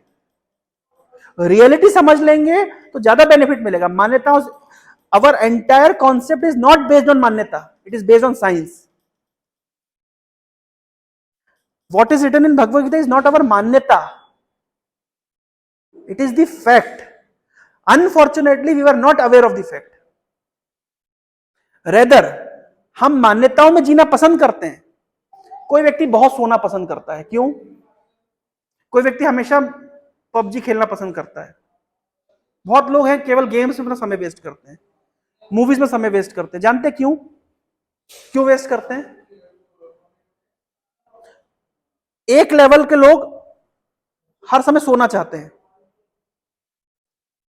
स्लीपिंग मैराथन होती है, हॉस्टल्स में होती है ना, आज 12 घंटे सोएंगे, आज 14 घंटे सोएंगे, आज 18 घंटे सोएंगे। स्लीपिंग मैराथन होती है। एक लेवल के लोग क्या करते हैं, गेम्स में और पबजी वगैरह खेल करके अपने आप को डिस्ट्रैक्टेड रखना चाहते हैं। एक लेवल होता है कि भैया जिंदगी में इतना दुख है कि गम भुलाने के लिए पीते रहो, ड्रग्स लो, गांजा फूको क्या, और भांग खाओ, और पता नहीं क्या क्या दुनिया भर के नशे करो। ये सब लोगों में एक चीज कॉमन जानते क्या है? इन सब में कॉमन ये है, ये रियलिटी को एस्केप करना चाहते हैं। रियलिटी इतनी भयावह है कि मैं फेस नहीं करना चाहता हूं, तो बेटर क्या है, मैं अपने आप को डिस्ट्रैक्टेड रखूं। सो जाऊंगा तो रियलिटी फेस नहीं करूंगा। पबजी में अपने आप को बिजी रखूंगा तो रियलिटी को फेस नहीं करना पड़ेगा। हालांकि पबजी का फुल फॉर्म होता है practical understanding of Bhagavad Gita. अगर मैं नशा करूंगा तो मैं दुनिया की रियलिटी से अपने आप को बचा लूंगा, है ना? क्योंकि रियलिटी क्यों नहीं चाहता हूं मैं? क्योंकि रियलिटी कष्टकारी है, दुखमय है। जब शेर अटैक करता है ना, तो खरगोश क्या करता है, आंखें बंद कर लेता है और क्या सोचता है, मुझे कोई नहीं देख रहा। ऑस्ट्रिच क्या करती है, ऑस्ट्रिच गड्ढा खोद के अपने मुंह को जमीन में डाल देती है जब अटैक होता है। तो क्या सोचती है कि मुझे कोई अटैक नहीं कर रहा। लेकिन फैक्ट क्या है, अटैक तो हो रहा है, केवल अपने मन को, इसको कहते हैं मान्यता। ये जो हम अपने आप को डिस्ट्रैक्टेड रखते हैं, लाइफ के रियलिटी से अपने आप को हम बचा के रखते हैं, ये मान्यताएं हैं। समझ पा रहे हैं? ये मान्यता है। लेकिन हम कह रहे भाई मान्यता में मत रहो, जागो। हमारे पास जगाने के लिए कुछ सूत्र है। जागने से क्या होगा, आपको पता चलेगा लाइफ का जो आपने मिसकैलकुलेशन किया था, एक्चुअली वो मिसकैलकुलेशन ही है, रियलिटी तो बहुत अलग है। So this knowledge of Bhagavad Gita is not meant to keep us asleep. It is not meant for us to stay in dreamful state. It is just like a pinch जो हमको क्या करती है, रियल लाइफ में जगा देती है। इसका दूसरा एग्जांपल मैं आपको, दो एग्जांपल समझेंगे। कोई व्यक्ति सो रहा है, कभी कभी सोते हुए सपने में आपके पीछे कुत्ता भागा है, सपने में सांप देखा है, सपने में शेर देखा है। आप सोचिए, सपने में शेर देख रहे हैं, आप भाग रहे, चलो ये सब तो कठिन हो गया। कभी कभी सपने में ये जरूर देखा होगा कि एग्जाम चल रहा है और 4 बड़े क्वेश्चन बचे हुए हैं और टाइम खत्म होने वाला है, और मतलब इतना घबरा जाता है, हार्ट बीट तेज हो जाती है, पसीना आने लगता है, और जैसे ही नींद से खुलते लगता है अरे यार सेमेस्टर तो हो चुका। हाँ, ये तो सबने अनुभव किया है, स्टूडेंट्स सब ये अनुभव करते हैं। ये वाला अनुभव तो, शेर पीछे भागा कि नहीं भागा पता नहीं, ये वाला अनुभव सबने किया होगा, है ना? इसमें क्या है, इसमें दुख क्यों हो रहा था, कष्ट क्यों हो रहा था? क्योंकि आप सपने में थे। अब लेकिन आप रियलिटी में आ गए तो क्या हुआ, आपका दुख दूर हो गया, आपका कष्ट दूर हो गया। दूसरा एग्जाम्पल देता हूं, कमरे में अंधकार है और एक रस्सी पड़ी हुई है, उस रस्सी को आप सांप समझ रहे हैं और घबरा रहे हैं, लेकिन कोई व्यक्ति आता है लाइट चला देता है और लाइट चालू करते हैं, अरे तो ये फालतू घबरा रहा था, ये क्या है, ये तो रस्सी है। यानी अभी आपकी मान्यताएं आपको डरा रही थी, आपकी मान्यताएं आपको कष्ट दे रही थी, आपकी मान्यताओं के कारण आप घबरा रहे थे, लेकिन जीवन में कोई व्यक्ति आता है और ज्ञान का प्रकाश कर देता है और आपकी मान्यताओं से आपको बाहर निकाल देता है, आपको पिंच कर देता है और आपको जगा देता है। कभी कभी होता है ना, आप घबरा रहे होते, पसीना हो रहा है और माँ देखती है कि अरे ऐसे ऐसे आवाजें कर रहा है, ऐसे ऐसे कर रहा है, तो माँ क्या करती है, पानी डाल देती है, छट ऐसे ऐसे करती है, उठा देती है, और जैसे आप उठते हैं तो क्या देखते हैं कि इमीडिएटली आप सभी प्रकार के जो डर से और घबराहट से बाहर आ गए। ये दोनों एग्जाम्पल में क्या कॉमन है कि आपकी मान्यताएं आपको डरा रही थी, वास्तविकता में डर नहीं था। समझ रहे हैं, ये भागवत में एक श्लोक लिखा है, भयम द्वितीय अभिनिवेश, मान्यताएं व्यक्ति को भयभीत करती है, मान्यताएं व्यक्ति को डराती है, मान्यताएं व्यक्ति को घबराहट देती है, लेकिन अगर वो वास्तविकता में आ जाए तो घबराहट दूर हो जाएगी। तो इसका मतलब है कि जिंदगी में जितनी घबराहट हो रही है, जितना भय हो रहा है, जितना एंजाइटी, स्ट्रेस, डिप्रेशन हो रहा है, ये हमारी मान्यताओं के कारण हो रहा है। लेकिन अगर हमारे जीवन में हमारा सौभाग्य का उदय हुआ, कोई हमारे ज्ञान के प्रकाश को ऑन कर दे, बत्ती जला दे, और कोई हमको सोते हुए को जगा दे, पिंच कर दे, तो हम क्या होंगे, मान्यताओं से निकल करके वास्तविकता में आ जाएंगे, तो इमीडिएटली घबराहट दूर हो जाएगी। तो इसका मतलब यह है कि भगवत गीता हमें वास्तविकता से मान्यता में लेके नहीं जा रही है, रेदर अभी जो हम जिंदगी जी रहे हैं वो मान्यताओं का जीवन है, उसमें केवल हम अपनी मान्यताओं के अनुसार से अपने सो कॉल्ड ड्रीम स्टेट में जी रहे हैं, लेकिन ये ज्ञान हमें वास्तविकता में लेकर के आ रहा है। तो समझ आए पर्सपेक्टिव, क्या पर्सपेक्टिव है, इंस्टेड ऑफ थिंकिंग कि भैया भगवत गीता पढ़ करके सुन करके हमने ऐसी मान्यताएं बना ली है जिससे हम वल्नरेबिलिटी से बच गए, प्रोन होने से बच गए, ऐसा नहीं है, रेदर हम मान्यताओं में जी रहे हैं, ये ज्ञान हमें वास्तविकता में लेके आ रहा है। Is it answer to a question? So it's not that we are imagining something, rather we are already living in imagination. This knowledge is bringing us back to reality. और हम ही नहीं, पूरी दुनिया इमेजिनेशन में जी रही है, पूरी दुनिया मान्यताओं में जी रही है, केवल कुछ भाग्यशाली लोग हैं जो इस ज्ञान का आश्रय लेकर के वास्तविकता में प्रवेश कर रहे हैं। अधिकतर जनता इल्यूजन में जीना चाहती है, इल्यूजन से निकलना भी नहीं चाहती है। आप उनको ऑफर भी करेंगे तो भैया इल्यूजन से बाहर निकलो, बोले नहीं नहीं, इल्यूजन मेरे लिए मजेदार है, मैं उसमें खुश हूं, आप कृपया करके ये कृपा करके मेरे ऊपर आप मुझे इल्यूजन से बाहर मत निकालिए, क्योंकि उनको क्या लगता है कि illusion is far enjoyable than reality. But our understanding is illusion. भाई कितना, आप सपने में राजा बन जाओ, सपने में आपको 20 लाख का पैकेज भी मिल जाए तो फर्क क्या पड़ा, सपने में मिला है, रियलिटी में तो कटोरा लेके चल रहे हो। समझ आ रहा है? तो ये ज्ञान हमें मान्यताओं से बाहर निकाल रहा है, ना कि हमें कोई नई मान्यताएं बना रहा है। ये विज्ञान है, ये हमारी मान्यताओं के ऊपर आधारित नहीं है, ये सत्यता है। रेदर अर्जुन अपनी मान्यताओं के कारण बड़ी खराब स्थिति में था, उसकी कॉन्शियसनेस बड़ी डिस्टर्ब और पर्टर्ब थी। कृष्ण ने चिमटी कोट करके अर्जुन को उसकी मान्यताओं से बाहर निकाल के रियलिटी में लाके खड़ा कर दिया। इसलिए कृष्ण अर्जुन ने गीता के लास्ट श्लोक में कहा है, क्या श्लोक है, करिष्ये वचनम तव नष्ट मोहा स्मृति लब्धवा तत्प्रसादात्मय अच्युत। हे अच्युत, हे कृष्ण, नष्ट मोह, मैं अपने इल्यूजन से बाहर निकल गया हूं, स्मृति लब्धवा, मैं भूला हुआ था, मुझे अपनी स्मृति, आपने मुझे वो स्मृति प्रदान करी है, तत्प्रसादात्मय, आपकी कृपा से हे अच्युत मैं अभी सोई हुई अवस्था से जाग गया हूं, अब तो मैं वही करूंगा जो आप कहेंगे, करिष्ये वचनम तव, मैं तैयार हूं। लोग कहते हैं गीता पढ़ने के बाद व्यक्ति अकर्मण्य हो जाता है, आलसी हो जाता है ना, अपने कर्तव्यों से पलायन कर जाता है, लेकिन अर्जुन का एग्जाम्पल है, कृष्ण कह रहे हैं, अर्जुन कह रहे हैं कृष्ण अब मैं अपने कर्तव्यों को पालन करने के लिए तैयार हूं। तो जस्ट सी द डिफरेंस।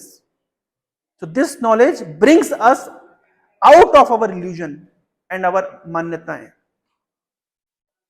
ठीक है, लास्ट क्वेश्चन किसी के मन में कोई है तो ले सकते हैं।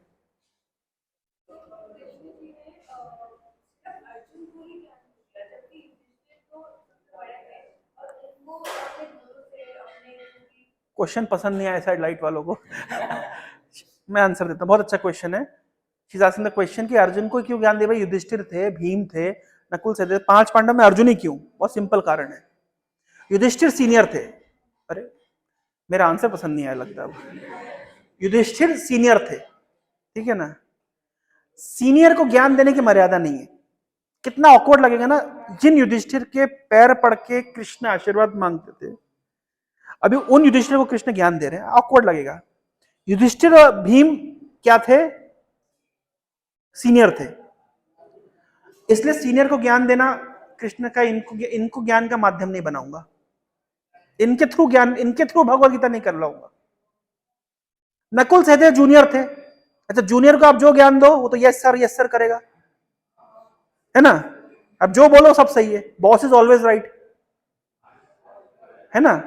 ऐसे कहावत है, boss is always right even if it is not right, if he is not right follow rule number 1। तो अगर नकुल सहदेव को ज्ञान देते कृष्ण, तो नकुल सहदेव हर बात में यस कृष्ण, यस सर बोलते। लोग क्या बोलते बाद में? ये जूनियर को ज्ञान दिया, पट्टी पढ़ा दी, ये लोग पट्टी पढ़ लिए। युधिष्ठिर और भीम को ज्ञान देते तो बोलते भाई सीनियर को ज्ञान देने कोई मर्यादा है कि नहीं है। फ्रेंड को जब ज्ञान दिया जाता है ना, तो फ्रेंड अपनी पोल जानता है, वो अपनी औकात जानता है, अपनी औकात पे उतर के ज्ञान देगा। कृष्ण ने अर्जुन को सुना, दोनों मित्र हैं, फ्रेंड्स हैं। आप लोग की जानकारी के लिए बता दें, हमारा 3 फेज कनेक्शन आया नहीं है ना, इसलिए वो पिज्जा मशीन भी काम नहीं कर रही है। नहीं तो आप लोग के लिए पिज्जा बनवाते, लेकिन अनफॉर्चुनेटली उसके लिए थोड़ा 15-20 दिन का समय लगेगा। तो कृष्ण ने अर्जुन को ज्ञान इसलिए दिया, अर्जुन फ्रेंड है। अच्छा, फ्रेंड के साथ क्या है, व्यक्ति तर्क कर सकता है। फर्स्ट चैप्टर में अर्जुन एक ही काम किया है, आर्ग्यूमेंट, बहुत आर्ग्यूमेंट किया, जम के आर्ग्यूमेंट किया। जब तक अर्जुन आर्ग्यूमेंट करता रहा, कृष्ण कुछ बोले नहीं। बोल ले भाई, तू जितना बोलना है बोल। कृष्ण ने बोला भाई युद्ध करो, तो अर्जुन कह रहा मैं युद्ध नहीं करूंगा, ऐसा हो जाएगा वैसा हो जाएगा, बड़े हैं बुजुर्ग हैं, ये है वो है, जो मन में आया। यहां तक कि कृष्ण को अर्जुन ने भी मतलब जलील कर दिया। बोले कृष्ण तुम मुझे मेरे गुरु को मारने के लिए कह रहे हो, तुमने अपने गुरु सांदीपनि मुनि के ऊपर हाथ उठाया था, बताओ बताओ। अब कृष्ण क्या बोले, तो आउट ऑफ कॉन्टेक्स्ट बात छेड़ दी अर्जुन ने।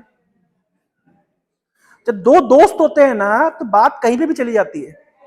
भाई एक दोस्त का मान लीजिए ब्रेकअप हुआ, तो दूसरा दोस्त को सांत्वना दे रहा है, भाई भूल जा यार, उसको भूल जा। बोले तू भूल सकता है क्या?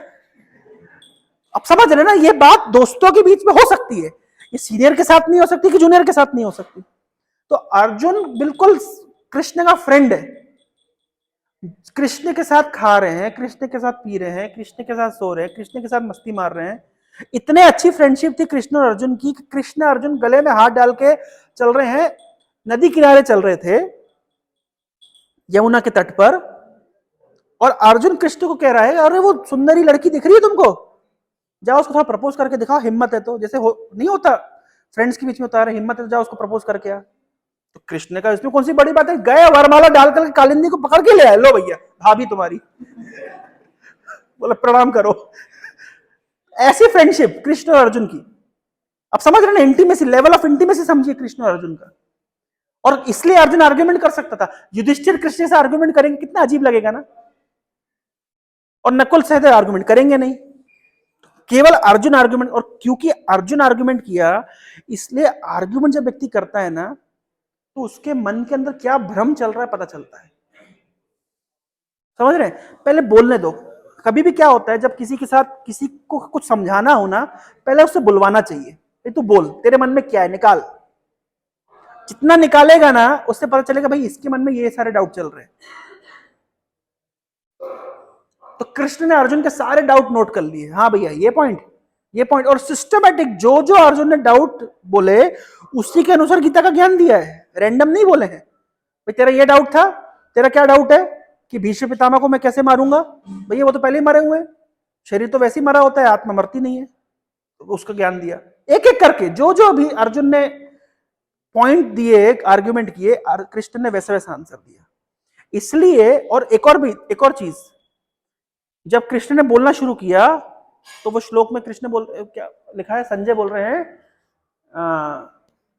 प्रसन्न, क्या श्लोक है? इवं मुक्त।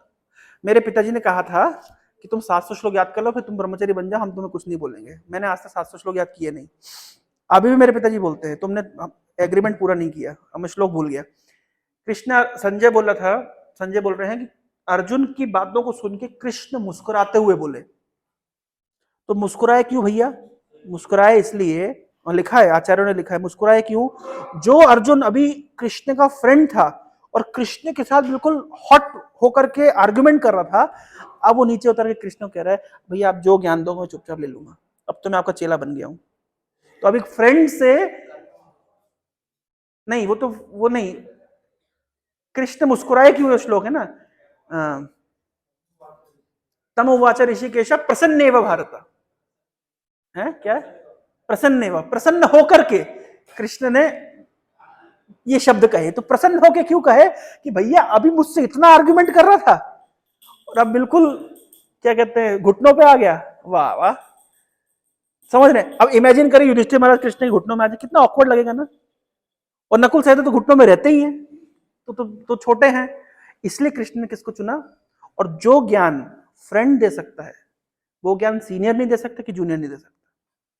हमारे लाइफ की प्रॉब्लम्स को आप खुद सोचिए ना, हमारे इक्वल्स, हमारे साथ वाले जो हमको हमारे मतलब सिस्टम को ठीक कर सकते हैं, हमारे नट बोल्ट टाइट कर सकते हैं, हमारे क्या कहते हैं उसको, अंदर की वायरिंग ढीली पड़ जाती तो उसको टाइट कर सकते हैं, साथ वाले लोग वो सीनियर नहीं कर सकता कि जूनियर नहीं कर सकता। इसलिए कृष्ण ने अर्जुन को चुना। ठीक है?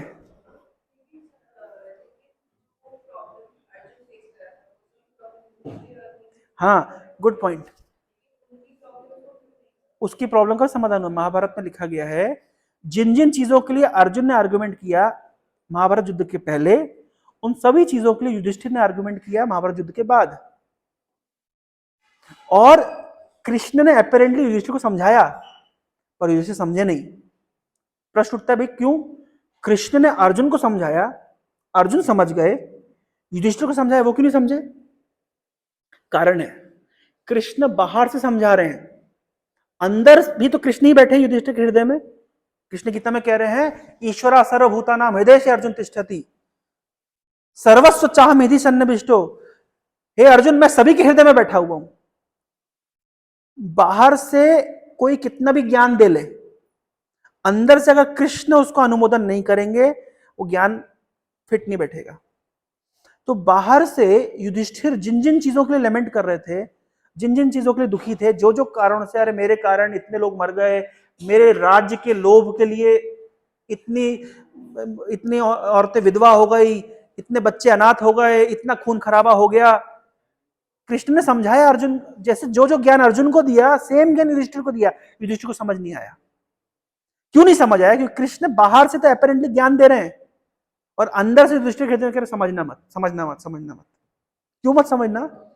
क्योंकि वहां पे भीष्म पितामह बाणों की शैया पे लेटे हुए हैं और उनके हृदय में इच्छा थी कि हमारे जो पोते हैं ये सब राजा बन के राजवेश में मुकुट मुकुट लगा करके और ये लोग आए और मेरे पास, तो मुझे मुझे वो देखना है। तो कृष्ण क्या किए, सभी पांडवों को उनके पास लेकर के गए और युधिष्ठिर को ऐसे कोनी मार के कहते अरे ज्ञान ले लो, ज्ञान ले लो, फिर नहीं मिलेगा, ये चले जाएंगे, फिर कौन ज्ञान देगा? तो कृष्ण ने इंस्टिगेट किया युधिष्ठिर को, भैया ये सही समय है, ज्ञान ले लो। भीष्म पितामह के बहुत सारे उपदेश, पूरा महाभारत इतना बड़ा वॉल्यूम भरा हुआ है भीष्म के उपदेशों से। और किस मूवमेंट में भीष्म उपदेश दे रहे हैं? भाई कोई बोल सकता है भीष्म झूठ बोल रहे हैं, झूठ नहीं बोल रखते हैं। अरे भाई जिस मोमेंट में वो पड़े हुए बाणों की चाहिए, भैया हमारा हाथ थोड़ा सा कट जाए, है ना, वो छोटी वाली पैर की उंगली भगवान ने पता है क्यों बनाई है? एक एक चीज के लिए बनाई है, उधर वो कोने से टकराने के लिए, थोड़ी टकरा जाए क्या हालत होती है हमारी। लेकिन भीष्म के शरीर से आर पार पूरे बाण गए हुए हैं, क्या भीष्म झूठ बोलेंगे? उस समय उस सेमिनार को सुनने के लिए सारे बड़े बड़े ऋषि मुनि अपने शिष्यों के साथ एकत्रित हुए। भैया ऐसा सेमिनार ना पहले कभी हुआ है, ना पहले बाद में कभी होगा। तो लिखा गया है भागवतम में, महाभारत में, कि पूरे ब्रह्मांड से ऋषि मुनि एकत्रित हुए इस सेमिनार को सुनने के लिए। सेमिनार का नाम था life with lemon drops. Lemon drops को सुनने के लिए पूरे ब्रह्मांड से मतलब ऋषि मुनि एकत्रित हुए कि भैया भीष्म पितामह बहुत बड़ी बात बोलने वाले हैं। तो अगर युधिष्ठिर कृष्ण की बात से कन्विंस हो जाते तो भीष्म पितामह के जो इतने सालों का एक्सपीरियंस था वो कैसे आता? क्योंकि भीष्म कोई छोटी मोटी हस्ती नहीं है। अगर हम भीष्म की क्वालिटी से चर्चा करें तो और 2 घंटे चले जाए। और purpose of our sessions is to glorify these great exalted people and learn from their experiences. Draupadi ने कहा भैया जब इतना ज्ञान दे रहे हो मेरा चीरहरण तब कहां थे? बोले तब मैंने विषय अन्न खाया हुआ था ना, दुर्योधन का अन्न खाता था, उसकी सैलरी लेता था, उसके अगेंस्ट में नहीं बोल सकता था। अब तो मेरा वो सारा खून निकल गया, सब गंदा खून निकल गया, अब जो दूंगा प्योर नॉलेज दूंगा। और जब फिर युधिष्ठिर ने उस ज्ञान को सुना तब कृष्ण ने अंदर से अनुमोदन किया, यस। इसलिए एक सीक्रेट बता रहा हूं आप लोगों को, ये बहुत इंपॉर्टेंट कॉन्फिडेंशियल सीक्रेट है। 99% टाइम ऐसा होता है जीवन में हमें पता है सही क्या है गलत क्या है, पर सही को एक्सेप्ट करने की शक्ति नहीं आती है और गलत को छोड़ने की शक्ति नहीं आती है। दुर्योधन ने सेम बात कृष्ण को कही, कृष्ण मैं जानता हूं धर्म क्या है अधर्म, ये भी मैं जानता हूं, पर कमबख्त करूं क्या? अपने स्वभाव के द्वारा इतना मैं फंसा हुआ हूं कि अधर्म छोड़ नहीं सकता, धर्म अपना नहीं सकता। हम में से किसी को भी ज्ञान की जरूरत नहीं, धर्म क्या धर्म हम सब जानते हैं, हमारे अंदर भगवान बैठे हुए सबको पता है कि सही क्या है और गलत क्या है। लेकिन समस्या हमारे साथ क्या है कि हमारे पास स्ट्रेंथ नहीं है, बल नहीं है, शक्ति नहीं है कि हम गलत को छोड़ सके और सही को अपना सके। उस समय पता क्या करना चाहिए? उस समय ज्ञान काम नहीं करता, उस समय प्रेयर्स काम करती है। तब हमें भगवान से प्रार्थना करना चाहिए कि भगवान आप मेरे हृदय में बैठे हैं, आप चाहें तो मुझे एम्पावर कर सकते हैं ताकि मैं सही को स्वीकार कर सकूं, गलत को छोड़ सकूं। आप मेरे हृदय में बैठे हैं, आप चाहें तो मेरे अटैचमेंट्स और डिटैचमेंट्स को रीओरिएंटाइज कर सकते हैं। ये जितना मैंने ज्ञान सुना है ये फलीभूत हो, ये आप चाहे तो कर सकते हैं। जैसे युधिष्ठिर, आप सामने से ज्ञान दे लेकिन अंदर से मना कर रहे थे ना, वो नहीं समझा। पर भीष्म पितामह जैसे ज्ञान दिए युधिष्ठिर का सारा अज्ञान दूर हो गया।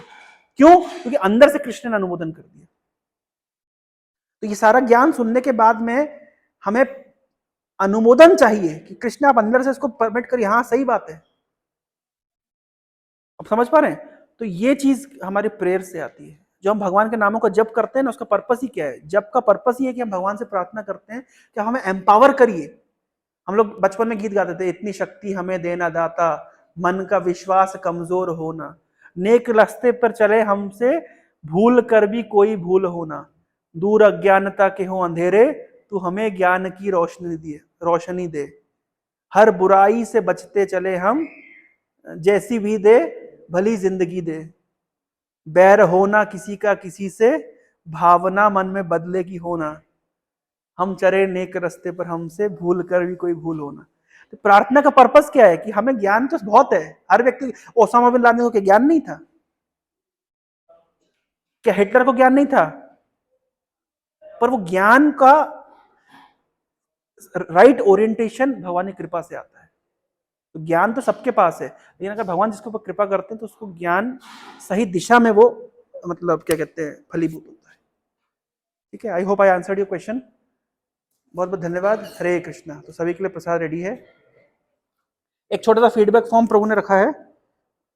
ओके वाह। तो सभी हम लोग जब तक प्रसाद की तैयारी कर रहे हैं, आप लोग फीडबैक फॉर्म थोड़ा सा भर दीजिए ताकि हमें स्कोप ऑफ इंप्रूवमेंट मिले कि हम कैसे इसको इंप्रूव कर सकते हैं। हरे कृष्ण। हाँ, कीर्तन, स्मॉल कीर्तन, मृदंग, अच्छा तबला प्लेयर है ना। जब हम लोग कीर्तन करें आप लोग इसको भर दीजिए, फिर उसको बंद कर सकते हैं।